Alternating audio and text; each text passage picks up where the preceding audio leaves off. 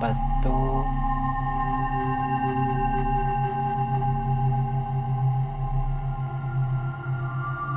aduh, ketuk lah tingkap.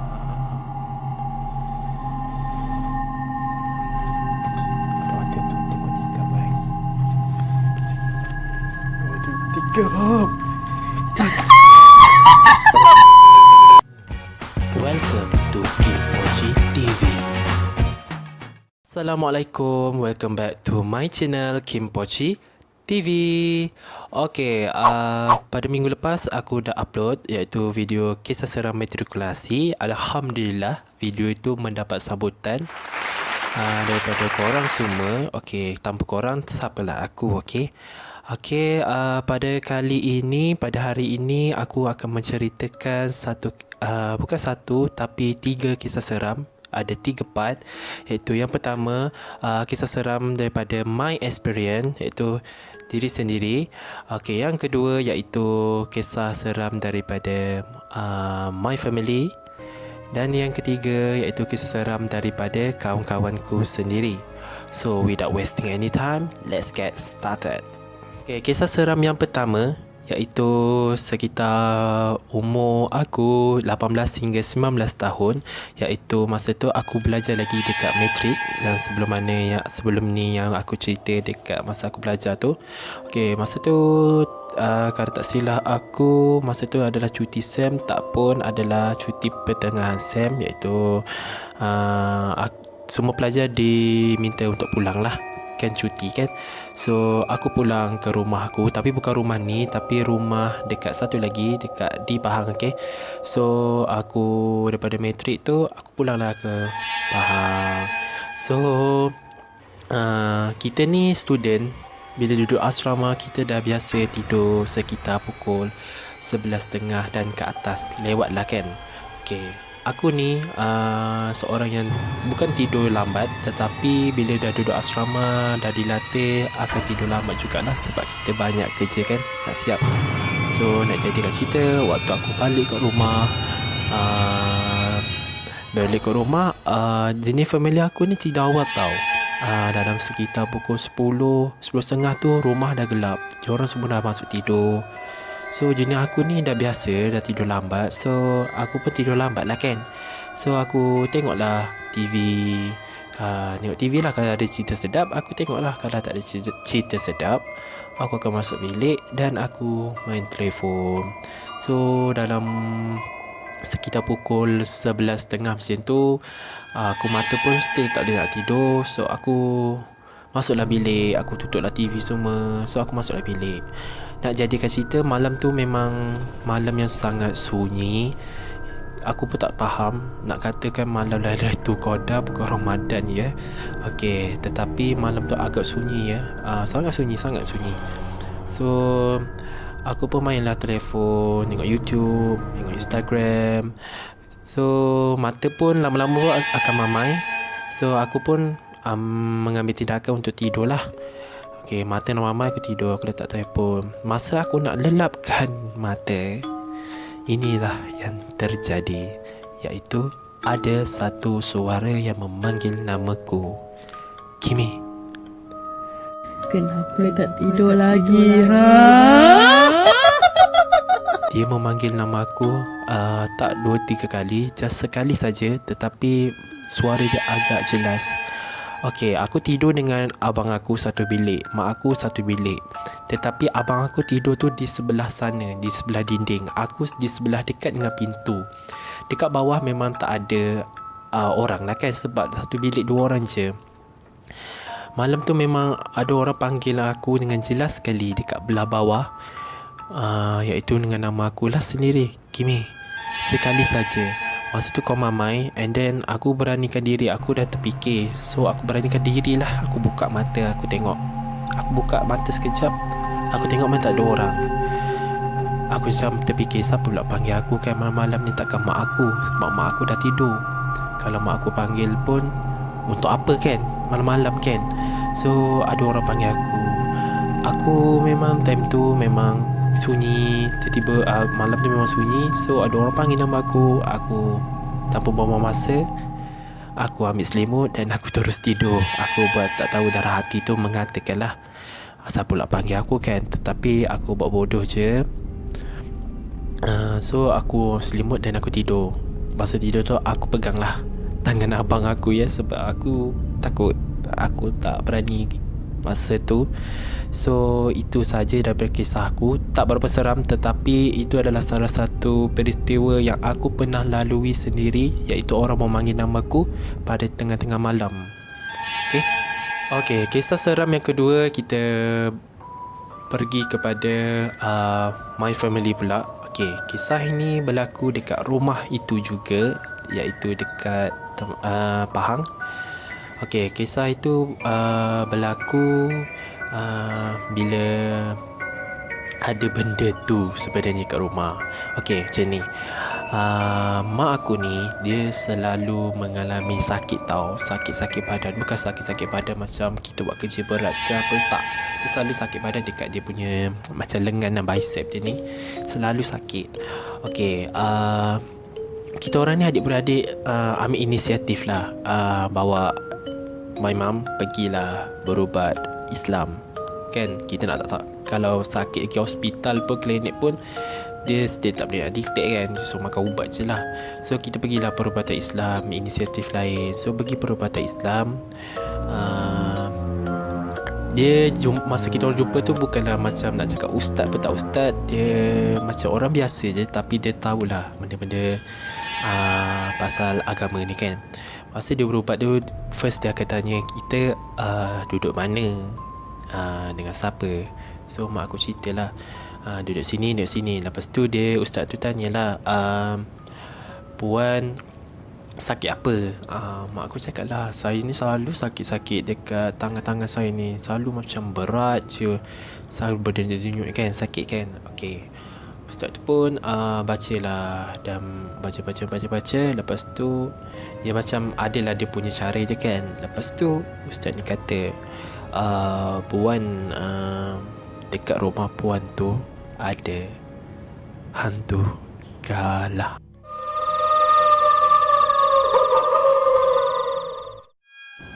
That's why tangan puan tu selalu sakit. Masa tu aku dengan akak aku teman lah kan, kita orang bertiga je pergi hantar mak aku tu. Masa tu aku dengar lah, dia kata macam tu.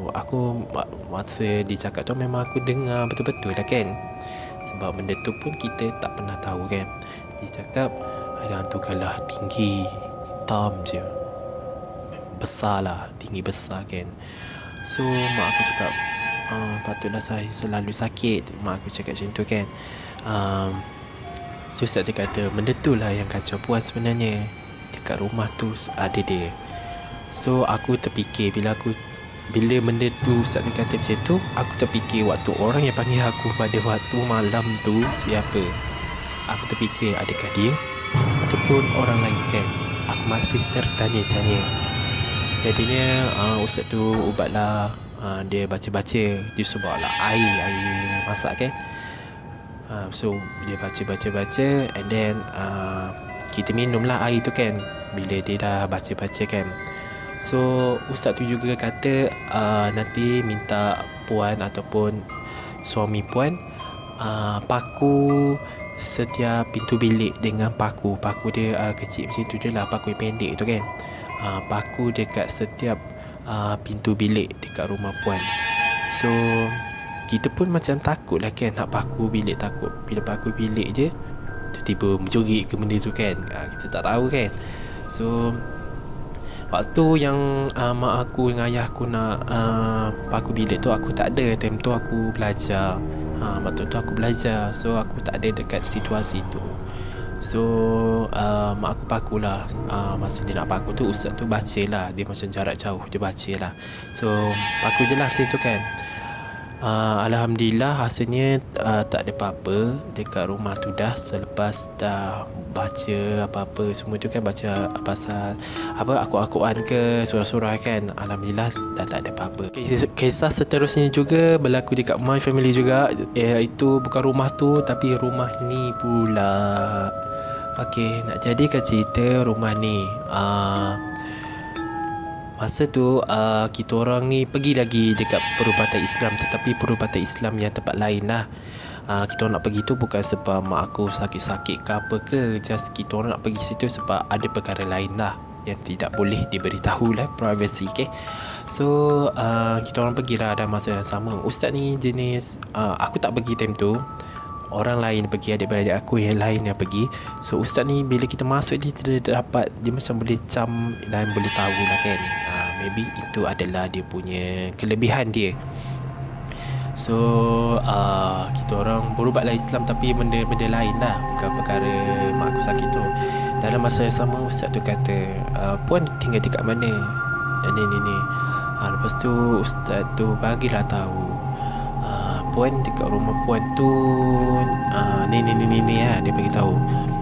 Dia kata itu adalah laluan makhluk halus.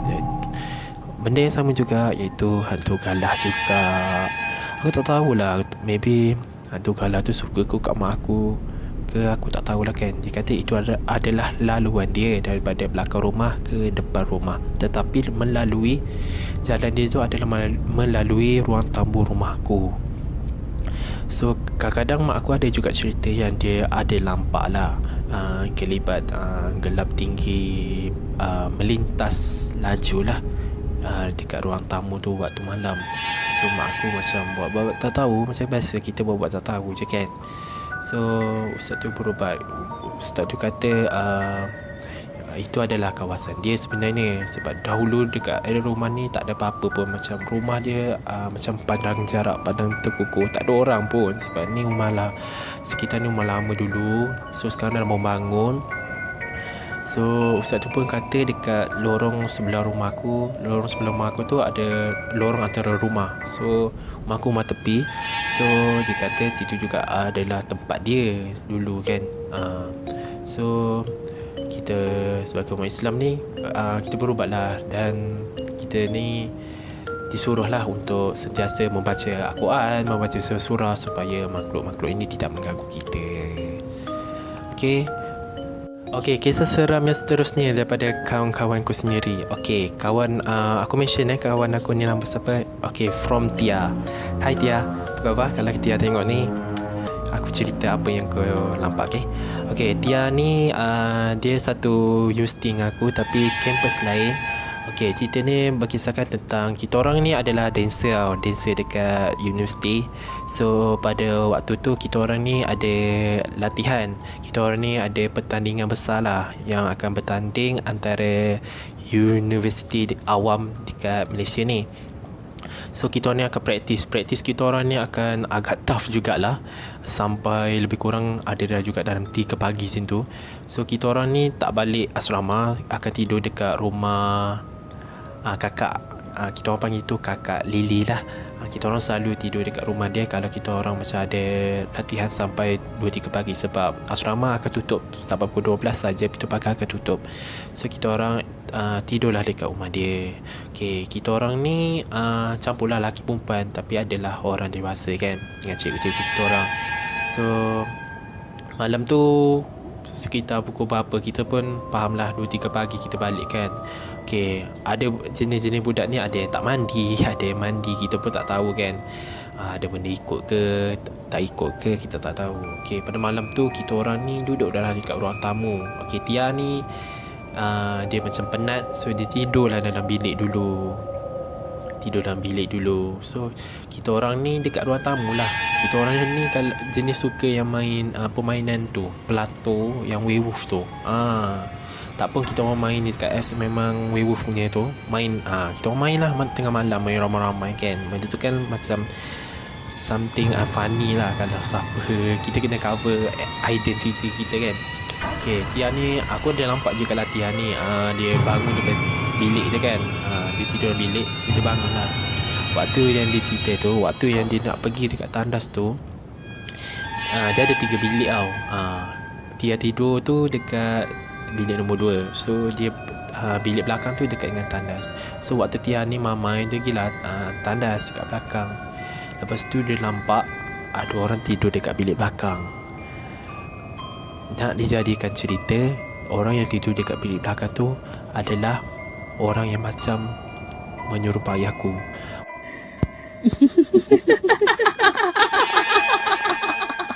Waktu tu aku pakai baju kuning kalau tak silap aku. Kuning jalur-jalur macam tu. Lepas tu Tia ni, kawan aku ni, Tia ni tengoklah dekat bilik bakar tu macam, Kimi tidur. Dia cakap macam tu kan. Dia macam nampak aku tidur. So dia masuklah bilik air. Lepas tu dia pergilah, lepas dia keluar bertalas, dia pergilah ke bilik.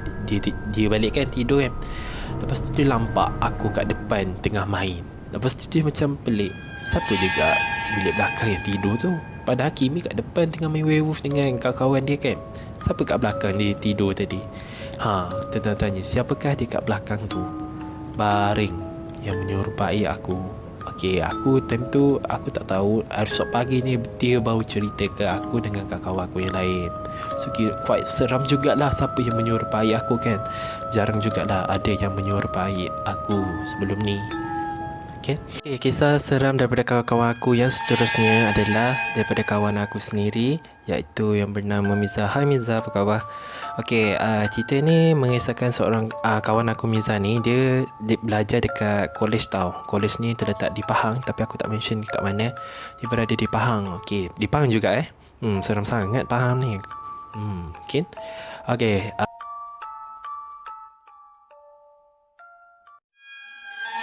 dia belajar dekat satu college ni. Okay, pada malam tu dia pergi ke kafe lah. Dia pergi kafe dengan kawan dia pada pukul 8 malam. Okay, makan kat cafeteria. Okay, waktu dia orang makan malam, dia orang bincang lah pasal assignment semua tu. Lepas tu dia orang cakap lah, kita buat kerja dekat satu tempat ni lah, maybe dekat student, tempat laman siswa student lah kan. So dia balik lah dengan kawan dia, pergi ambil laptop, ambil buku ke apa kan.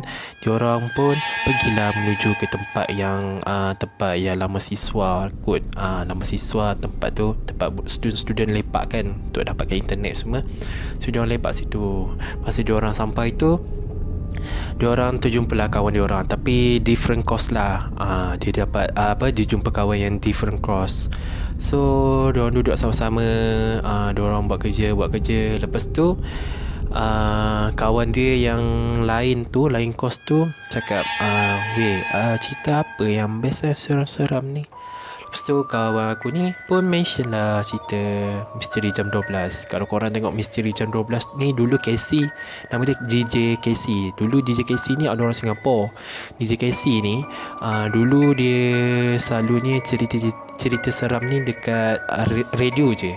So kalau korang tengok kat YouTube dulu, dia tak ada gambar, tak ada apa, just bunyi je radio. So sekarang DJ Casey dah ada dekat YouTube channel sendiri, dah ada video dia sendiri. So korang boleh tengok, okay. So dia mention lah DJ Casey. So dia download lah.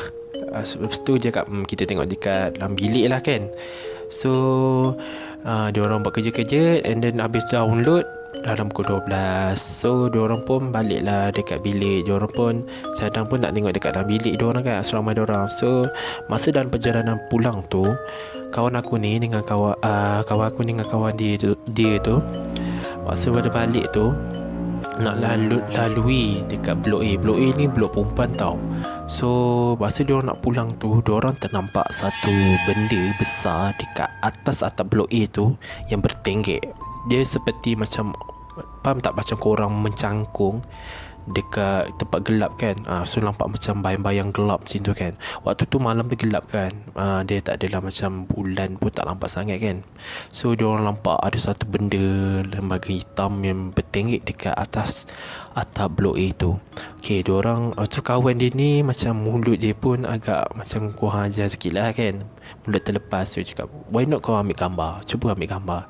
So kawan aku ni pun ambil lah gambar, tapi tak nampak lah kan sebab gelap kan. Benda tu pun dah gelap. So ambil gambar dalam waktu gelap, memang tak nampak lah kan. So diorang pun balik. Kawan aku ni pergilah bilik kawan dia yang different course tu, sebab nak tengok cerita seram je kan. Sebab diorang dah download. So diorang pergi. Waktu diorang pergi tu, bila diorang sampai bilik tu, kawan aku ni pun pergilah tengok balik dekat atap tu ada ke tak. Lepas tu dia tengok dah tak ada benda tu. Kalau burung pun takkan besar itu, mana ada burung besar macam tu dah kan. bukan zaman dinosaur dah ni kan. Okay, lepas tu diorang pun naklah buka cerita tu. Masa diorang nak buka cerita tu, tiba-tiba ada satu jeritan kuat daripada seorang perempuan. Asrama diorang, kawan dia tu mungkin berhadapan dengan bilik, berhadapan blok perempuan tu, blok A. Dengarlah menjerit satu jeritan yang kuat, menjerit. Rupanya perempuan tu dirasuk oleh satu lembaga lah. Apa yang Ustaz dekat asrama tu bagi tahu. Okay, dia dirasuk oleh lembaga lah. Mungkin lembaga yang bertinggi dekat atas atap tu, kita tak tahu kan. So bila dia dah kena rasuk tu, kalau aku memang aku takkan teruskan lah buat video, takkan teruskan lah tengok cerita-cerita seram. Memang aku tidur terus lah kan. Memang aku tak berani pergi tandas sebab perempuan tu dia kena rasuk semasa dia pergi ke tandas, and then nak keluar daripada tandas tu dia menjerit, dia kena rasuk dah. So kawan aku ni pun layan lah cerita MJ12 tu, Misteri Jam 12 tu, sehingga dah pukul 2 pagi dengan kawan dia. Lepas tu kawan aku tertidur lah kan kat bilik kawan dia. Siapa je nak keluar pukul 2-3 pagi balik asrama dia kan. So sebahagiannya kawan aku ni pun nak pergilah sembahyang subuh dekat masjid kan, dan masjid sekitar kolej dia kan. Lepas tu dia pergi seorang. Sangat berani ya. Aku pun takkan berani nak pergi seorang-seorang So dia pergilah nak pergi masjid. Masa dia nak pergi masjid tu, dia kan student kan, kalau dia nak pergi mana-mana kan ada jalan kaki tu kan, yang orang panggil darjah menyusu ke apa tak, berjalan kaki tu kan atap kan. So dia ikutlah jalan tu. Masa nak pergi masjid tu, masa dia lalu tu, dia terdengar ada benda mencakar kat atas atap tu. Takkan kucing kan, sekitar pukul 5:30 pagi macam tu lah. Dia ada bunyi, ada mencakar dah atas atap. Lepas tu dia jalan je buat bodoh. Lepas tu ada benda yang bunyi tapak kaki lah kat belakang dia tu. So kalau aku pun memang aku lari laju lah. Aku terus pergi masjid kan. Dia kuat berani jugalah kan. So dia pun buat biasa dia sampailah ke masjid. Sebenarnya dia pun takut sebenarnya, sebab dia cerita pun, dia kata dia duduk kat masjid sampai 7:30 pagi sebab takut kan. Kalau aku tu dah demam terus kan. Lepas tu dia baliklah dengan asrama seperti biasa. Waktu yang kejadian yang dia kena ada bunyi cakaran dengan bunyi tapak kaki tu, masa tu jugalah malam sebelum tu, kat sempat tu jugalah dia nampak lembaga hitam yang berada di atas atap blok A itu. Okay, last kisah seram daripada kawan-kawan aku. Banyak juga kawan-kawan aku yang suggest ni. Terima kasih tau korang. Okay, kisah seram last ni daripada kawan aku ni, iaitu yang kawan aku bernama Anis. Hai Anis, apa khabar? Okay, Anis ni dia bukan cerita pasal dia mengalami, tetapi kakak dia lah. Okay, cerita dia macam kakak dia ni bekerja dan duduk rumah sewa. So kakak dia ni kerja sehingga maybe shift kot, balik 6 pagi macam tu ke rumah. Okay, kakak dia baliklah ke rumah sewa dia 6 pagi. Lepas tu kawan-kawan dia ni pagi tu dia orang nak balik rumah dia masing-masing, nak balik kampung lah kan. So kawan dia tanyalah, nak ikut tak balik kampung kita orang kan. Lepas tu dia kata tak apalah, korang balik lah, aku malas nak balik sebab masa tu adalah musim hujan kan. Musim hujan faham dah, lecak-lecak, so berair kan. So kakak dia dengan beraninya duduklah seorang dekat rumah tu. Masa dia duduk dekat rumah tu seorang-seorang, dia terdengar dekat pintu bilik. Dia ada satu rumah tu ada 3 bilik, tetapi satu bilik dia orang guna, dia orang duduk bertiga. Satu bilik tu barang anak tuan rumah, dan satu bilik tu tuan rumah punya bilik. Jenis tuan rumah dia ni dia macam berkongsi. Ibaratnya kakak kawan aku ni dengan yang lain-lain tu macam duduk rumah penyewa ni. Penyewa ni pun kadang-kadang balik rumah tu, dia macam kacau privacy jugalah. So waktu yang kakak kawan aku tu duduk rumah tu seorang-seorang. Dia terdengar satu bilik tu ada orang nak buka tombol dengan tergesa-gesa. Macam faham tak? Yang macam tergesa-gesa macam tu kan. So dia macam pelik lah kan. Takut dia macam pelik. So dia pun nak pergi dekat depan bilik tu. Dia biar lama, macam benda tu senyap. Lepas tu hari yang seterusnya tu, lepas daripada bunyi pintu tu, kakak dia pun keluarlah pergi beli barang semua tu. Dia telefon lah mak dia. Dia tanya, "Mak, kakak ni perlu balik ke tak rumah?" Lepas tu mak dia kata, "Baliklah, seorang-seorang tu bahaya kan. Perempuan duduk rumah seorang-seorang bahaya kan. Kalau lelaki tak kisah sangat." So kakak dia pun tak balik rasanya. Kakak dia tak balik. So kakak dia duduk rumah tu. Lepas tu tuan rumah sewa tu pun dia datang rumah tu. Mungkin boleh dikatakan setiap hari jugalah datang. Dia macam kaca privasi. Ibarat korang duduk rumah sewa, lepas tu tiba-tiba tuan rumah datang tidur situ kan. So dia macam mengacau lah kan. So waktu tuan rumah tu tidur, dia selalu tidur dekat bilik dia kan, ada 3 bilik kan. So dia tidur bilik tu. Pada keesokannya akak dia mengemas lah kan bilik. Nak jadikan cerita, bilik tuan rumah tu dia buka, dekat selimut dia penuh dengan darah darah yang masih fresh, merah lagi. Dan kemungkinan bilik yang bunyi buka tergesa-gesa tu adalah bilik tuan rumah tu sendiri. Okay, bila dah ada darah-darah, tuan rumah ni bila masa kakak dia kemas tu, tuan rumah tak ada tau. Dia macam bangun dan belah. So kakak dia ni mengemas lah. Dan tuan rumah tu biar macam tu je. Mungkin masa tu dia ada datang perempuan punya sakit tu. Dia biar macam tu dia. Darah tu masih fresh lagi. So kakak dia pun ambil lah benda tu, selimut tu, dan dia letak dekat rumah, dekat bilik anak dia. Yang 3 bilik kan, dekat bilik anak dia. So korang kat situ kita dah boleh tahu darah, mungkin darah daripada sakit perempuan tu. So kita dah faham benda-benda macam ni memang suka tahu, benda-benda yang kotor. Kalau kita tak jaga kebersihan kita, memang benda tu suka datang.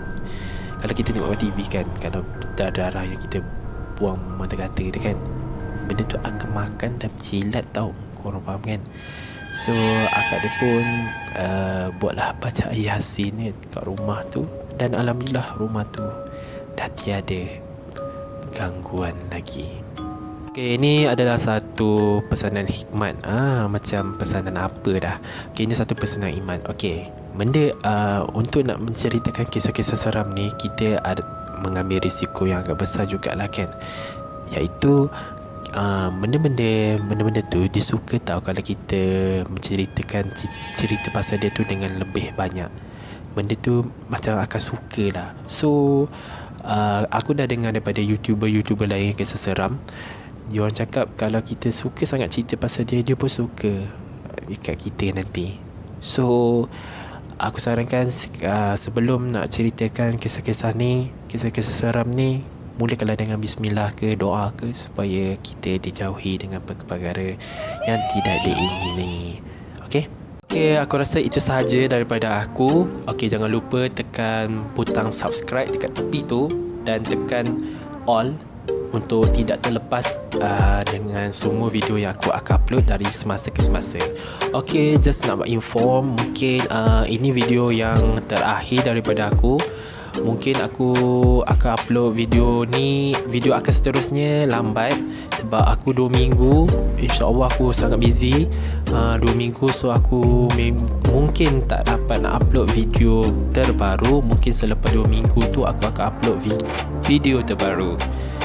Okay, sebab ada hal-hal tertentu yang tidak dapat dielakkan sebab budak baru masuk, budak student baru nak masuk dah. So aku kena organize dan ada aktiviti sedikit lah untuk budak-budak yang akan masuk di peringkat degree. Okay, itu saja daripada aku. Jangan lupa tekan butang subscribe, follow like, comment and share. Okay, korang jangan lupa lah komen dekat bawah tu.